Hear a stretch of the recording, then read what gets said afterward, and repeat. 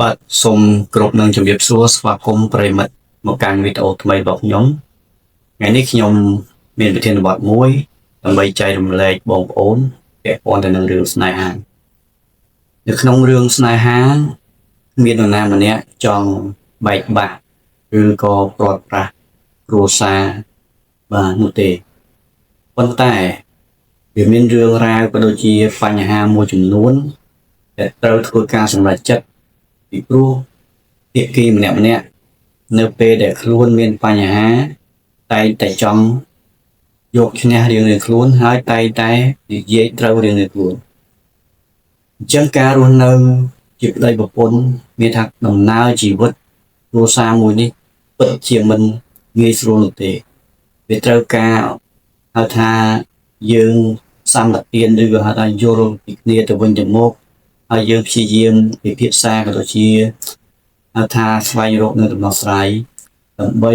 រកច្រកចេញនេះប្រសិនបើយើងចង់ឲ្យបានគ្រួសារហ្នឹងគឺរស់នៅជាមួយគ្នាគង់វង្សយូរទៅប៉ុន្តែគ្រួសារខ្លះទៀតវាមិនសមប្រកបទេមិនសមប្រកបដោយហេតុថាយ៉ាងម៉េចដោយសារតែពាក់ព័ន្ធទៅនឹងដៃគូម្ខាងគឺបំពេញឬក៏រំលោភអំណាចទៅលើគ្នាតែធ្វើឲ្យភាគីម្ខាងទៀតហ្នឹងគឺទទួលរងគ្រោះទទួលរងនឹងការជឿចាប់ហើយមិនអាចឲ្យគាត់នឹងព្រមរស់នៅជាមួយគ្នាបន្តទៀតនេះក៏ជាហេតុផលមួយដែរដែលធ្វើឲ្យគ្រួសារនឹងមិនអាចទទួលយកគ្នាជាប្តីប្រពន្ធបានសម្រាប់ក្នុងសាច់រឿងនេះបងស្រីម្នាក់គាត់បានចែករំលែកអំពីជីវិតរបស់គាត់ថាបច្ចុប្បន្ននេះគាត់មានវ័យប្រមាណជា45ឆ្នាំហើយគាត់មានកូនចំនួន4នាក់ហើយគាត់ជាស្រីមេម៉ាយទៀតបាទចឹងបងស្រីគាត់បានរៀបរាប់អំពីដំណើរជីវិតរបស់គាត់នៅពេលដែលគាត់មានប្តីជាលើកទី1ហើយប្តីនោះឯងគឺតែងតែប្រព្រឹត្តនៅអំពើហិង្សាវាយដំរូបរាងកាយក៏ដូចជាប្រើប្រាស់ហិង្សាផ្លូវចិត្តបែបប្រមាថបែបមាក់ងាយគាត់ជាដើមបងស្រីគាត់បានបញ្ជាក់ថានៅពេលដែលគាត់ជួបប្តីទី1របស់គាត់នេះមានន័យថាគាត់ថ្ងៃណាក៏គាត់ទឹកភ្នែកដែរថ្ងៃណាក៏គាត់ជួបតែរឿងសោកសៅជួបតែរឿង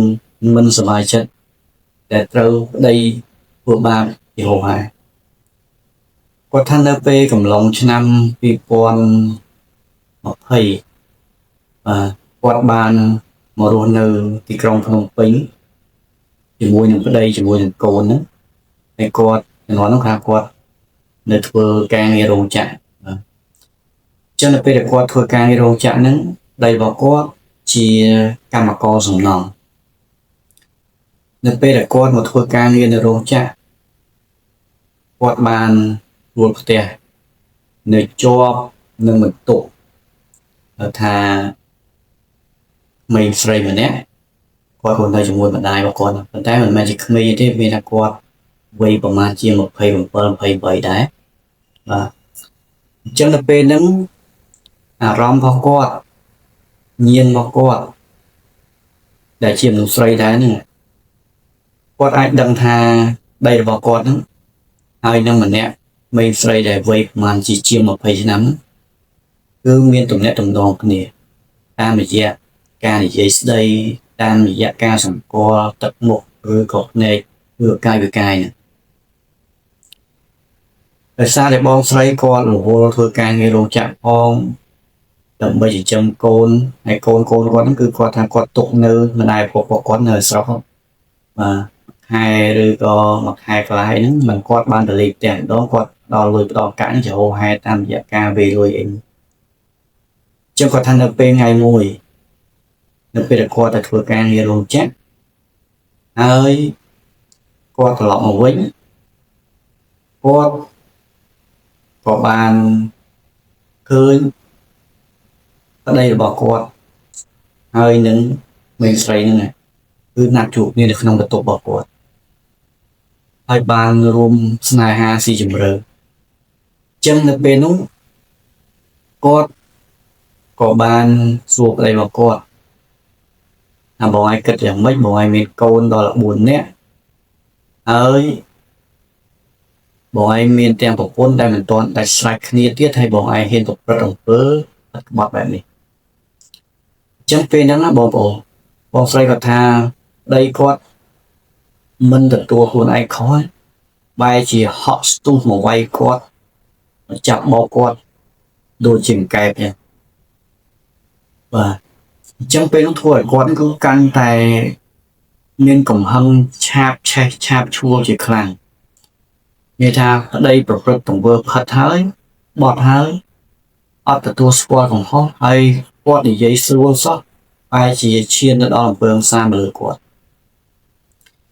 អញ្ចឹងពេលនោះហើយដែលធ្វើឲ្យគាត់ឆ្អែតចិត្តជាខ្លាំងហើយដែលធ្វើឲ្យគាត់រំរស់នៅបន្តទៀតមិនបានហើយគាត់ថាគាត់មិនចង់ខ្លាយទៅជាស្ត្រីមេម៉ាយទេពីព្រោះគាត់អាណិតកូនប៉ុន្តែវាឈានដល់ដំណាក់កាលមួយដែលគាត់ឆ្អែតចិត្តមែនទែនហើយគាត់មិនអាចទទួលយកបានពេលនោះគាត់ក៏បានសម្រេចចិត្តដាក់ពាក្យបណ្ដឹងលែងលះគ្នានៅឯឃុំបង្កើតអង្គទៅអញ្ចឹងគាត់ថានៅពេលដែលគាត់ចប់ស្រេចបាច់ជាមួយប្តីរបស់គាត់ហើយបាទប្រហែលជា3ឆ្នាំគាត់ដឹងព័ត៌មានថាប្តីរបស់គាត់ហើយនឹងម្នាក់ស្រីដែលប្តីគាត់យកក្រោយហ្នឹងគឺបានផ្ដាច់តំណែងដែរដោយសារតែម្នាក់ស្រីហ្នឹងគេទៅមានប្រុសសហាយមួយផ្សេងទៀត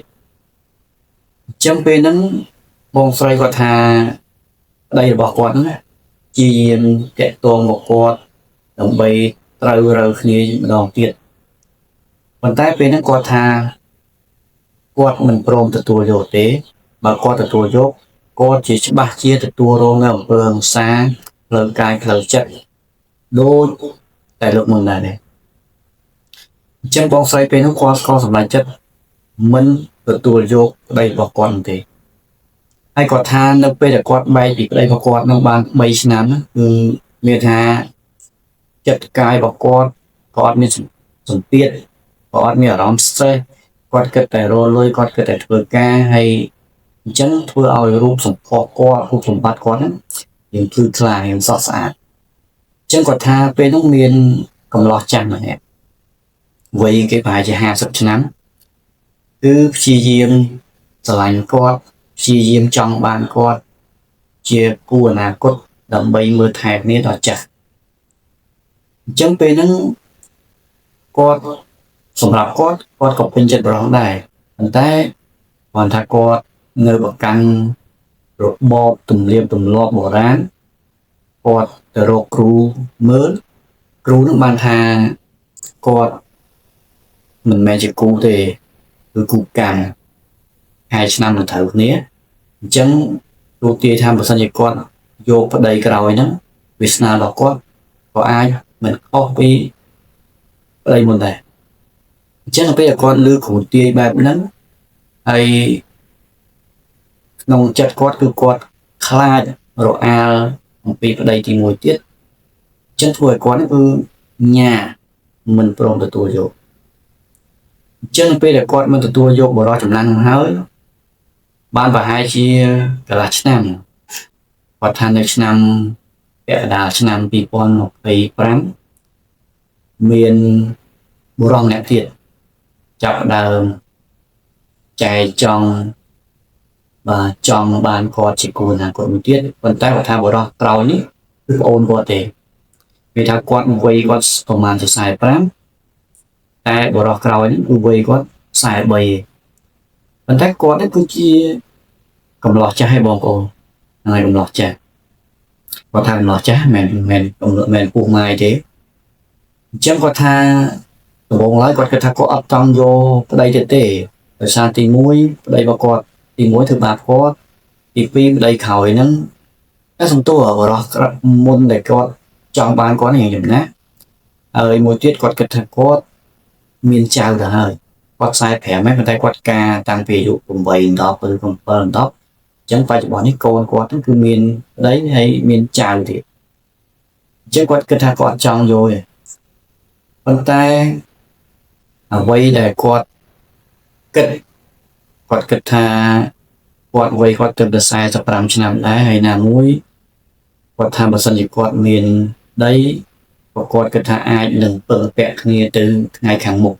ដោយសារតែគាត់គិតថាបរិសុទ្ធអ្នកក្រោយនេះគេមានមុខរបរជាជាងម៉ាស៊ីនជាជាងម៉ាស៊ីនហើយគាត់បច្ចុប្បន្នគាត់ក៏នៅធ្វើការរោងចក្រដែរតែបើថាគាត់ធ្វើទៅគឺកូនគាត់នោះមានថាមានប្តីមានអីហើយគាត់ក៏លែងសូវលំបាកដែរបាទអញ្ចឹងធ្វើឲ្យគាត់គិតអំពីអនាគតរបស់គាត់ទៅថ្ងៃខាងមុខវិញអញ្ចឹងនៅពេលនោះគឺគាត់ថានៅពេលគាត់ស្គាល់បរិសុទ្ធម្នាក់ក្រោយហ្នឹងគឺគេតែយកចិត្តទុកដាក់ជាមួយគាត់នាំគាត់ដើរលេងនាំគាត់ទៅញ៉ាំនេះញ៉ាំនោះហើយបាននិយាយរៀបរាប់អំពីផែនការជីវិតជាមួយគាត់នៅថ្ងៃខាងមុខបើសិនជាគាត់រស់នៅជាមួយគ្នាបើសិនជាគាត់មានកូនគាត់ធ្វើម៉េចបើសិនជាគាត់មិនមានកូនទេក៏គាត់បន្តរួមរស់ជាមួយគាត់ជាប្តីប្រពន្ធរហូតដល់ចាស់កោងខ្នងលុះអវសានជារៀងខ្លួនអញ្ចឹងណាបងប្អូនអញ្ចឹងគាត់ថាធ្វើឲ្យគាត់មានអារម្មណ៍ទុនចិត្តបាក់ស្រឡាញ់ទៅលើបរិសុទ្ធកំឡោះចាស់ហ្នឹងហើយគាត់ថារូបសម្បត្តិគាត់ក៏មិនអន់ដែរបងប្អូនគាត់ថានៅពេលគាត់លែងលះប្តីទៅគឺសាច់ឈាមរបស់គាត់ភ្លឺថ្លារាងកាយរបស់គាត់ក៏ស្អាតអញ្ចឹងគាត់ថាធ្វើឲ្យកន្លងថាកន្លងចាស់កន្លងក្មេងនេះគឺជាយាបសុំណែបនិតឬក៏សុំស្នេហាពីគាត់អញ្ចឹងគាត់ថាពេលហ្នឹងគឺគាត់ព្រមទទួលយកកំឡោះចាស់ហ្នឹងជាគូអនាគតហើយគាត់ថាគាត់ក៏មិនបង្គាប់ថ្លៃបណ្ដាការអីដែរគាត់ក៏នាំឲ្យចាក់ទុំមីងមាពុកម្ដាយអីហ្នឹងគាត់ដឹងឮទាំងសងខាងហើយគាត់ក៏បានរៀបចំសែនព្រេនដើម្បីក្លាយជាប្តីប្រពន្ធរួមរស់ជាមួយគ្នាអញ្ចឹងបងស្រីគាត់ថាដោយសារតែគាត់ជាមេម៉ាយ 4-5 ឆ្នាំដែរអញ្ចឹងធ្វើឲ្យគាត់ពេញចិត្តកំឡោះចាស់ហ្នឹងមែនទែនដោយសារគាត់ជាកំឡោះចាស់មែនប៉ុន្តែវាចេះថ្នាក់ថ្នមមិនថាការងារយប់មិនថាការងារថ្ងៃគឺគាត់បំពេញបំណងសេចក្តីសុខផ្នែកផ្លូវកាយផ្លូវចិត្តហើយនឹងផ្លូវរួមរំលែកគឺសពបែបណាចឹងគាត់ថានៅពេលដែលគាត់ការហើយជាមួយនឹងបរិសុទ្ធក្រោយដែលជាប្តីទី2របស់គាត់នេះគាត់ក៏បានមានទម្ងន់មានថាគាត់នៅមានរដូវគាត់នៅមានអីហើយគាត់ក៏មានទម្ងន់អញ្ចឹងនៅពេលដែលគាត់មានទម្ងន់គាត់ថាការងាររោងចក្រការងារអីក៏ប្តីគាត់ជប់ឲ្យធ្វើដែរប្តីគាត់ឲ្យធ្វើការនៅតែសំទោសឲ្យធ្វើការងារនៅតែផ្ទះហ្នឹងទៅដាំស្លឬក៏បោកគក់អាវនេះអាចទៅហើយគាត់ថានៅពេលហ្នឹងគឺដីរបស់គាត់ហ្នឹងគឺបានសន្សំប្រាក់បានមួយចំនួនដោយសារគាត់ធ្វើជាងម៉ាស៊ីនហ្នឹងយូរក្រែដែរហើយគាត់ក៏បានសំលុយសងកាក់បានហើយគាត់ក៏មានដីធ្លីនៅស្រុកកំណើតពេលនោះគាត់ក៏បានទៅរួមរស់នៅស្រុកកំណើតខាងប្តីហើយប្តីរបស់គាត់ហ្នឹងក៏បានសង់ផ្ទះលំអមនៅជាមួយគាត់ហើយគាត់ក៏បានហើយថាបង្កើតកូនស្រីមួយឲ្យប្តីរបស់គាត់ទី2ហ្នឹងអញ្ចឹងនៅពេលដែលគាត់បង្កើតកូនយូរឆ្លងទន្លេរួចគាត់ថាគាត់ជីវិតរបស់គាត់ហាក់បីដូចជាស្រួលជាងមុនមានថាប្តីរបស់គាត់មិនឲ្យគាត់ចេញទៅធ្វើការងារនៅណាទេបើសិនជាគាត់ទៅចង់ទៅលេងកូនចៅគាត់ប្តីគាត់នឹងខាត់ខាំងដែរអញ្ចឹងពេលហ្នឹងប្តីរបស់គាត់ក៏បានបង្កើតមុខរបរខ្លួនឯងធ្វើជាងម៉ាស៊ីនធ្វើជាងអីហ្នឹងនៅក្នុងផ្ទះហ្នឹងឯងបាទជួសជុលម៉ាស៊ីនជួសជុលលេងអញ្ចឹងគាត់ជីវិតរបស់គាត់គឺគាត់ធ្វើតែជាស្ត្រីមេផ្ទះដាំបាយដាំទឹកបាទបោកអាវឲ្យប្តីហើយគាត់ថាគាត់ចាស់មែនប៉ុន្តែគឺចាស់នៅហំមានប្តីរបស់គាត់ស្រឡាញ់គាត់មែនទែនអញ្ចឹងគឺមួយយប់ណាក៏ប្តីរបស់គាត់ឲ្យគាត់មិនដែលខានដែរវាលើកលែងតែគាត់មកថ្ងៃខែគាត់មករដូវហ្នឹងឬក៏គាត់មិនសួរខ្លួនហ្នឹងគឺមិនប្តីរបស់គាត់គឺយល់ពីសុខទុក្ខរបស់គាត់គឺមិនបំពេញរបស់គាត់ទេអញ្ចឹងគាត់ថាជីវិតរបស់គាត់គឺរស់នៅបែបមានន័យមែនទែនបាទ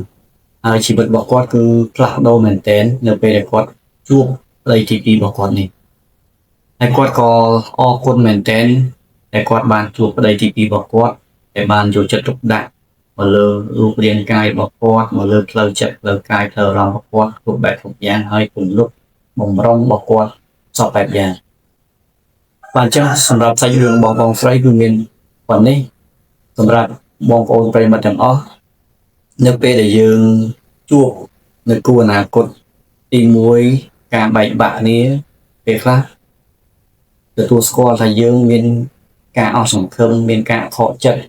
ពេលខ្លះខ្លាចតែជួបអ្នកទី2ទៅគេដូចអ្នកទី1ពេលខ្លះខ្លាចតែយកដីក្រោយទៅគេចិត្តមិនបានជាមួយកូនមកកើតរបស់ខ្លួនពេលខ្លះខ្ញុំទទួលស្គាល់នឹងយល់អារម្មណ៍បែបនេះទៅពេលដែលយើងធ្លាប់ខកចិត្តហើយគឺយើងតែមានអារម្មណ៍បែបហ្នឹងប៉ុន្តែយើងត្រូវគិតអំពីផ្លូវវិជ្ជមានវិញប្រសិនបើយើងសម្រេចចិត្តខុសអាហ្នឹងយើងគិតថាជាអំពើជាការសម្រេចចិត្តរបស់យើងហើយបើសិនបើយើងសម្រេចចិត្តត្រូវយើងគិតថាហ្នឹងវាជាបុណ្យវាជាកុសលរបស់យើងឬក៏ហៅថាជាអំពើល្អដែលយើងបានសាងពីជាតិមុនបាទជាចុងក្រោយសូមថ្លែងអរគុណសម្រាប់បងប្អូនដែលបានទស្សនានៅវីដេអូរបស់ខ្ញុំហើយសូមកុំភ្លេចជួយចុច Subscribe នៅវីដេអូរបស់ខ្ញុំមួយដើម្បីទទួលបាននៅវីដេអូថ្មីៗបាទសូមអរគុណ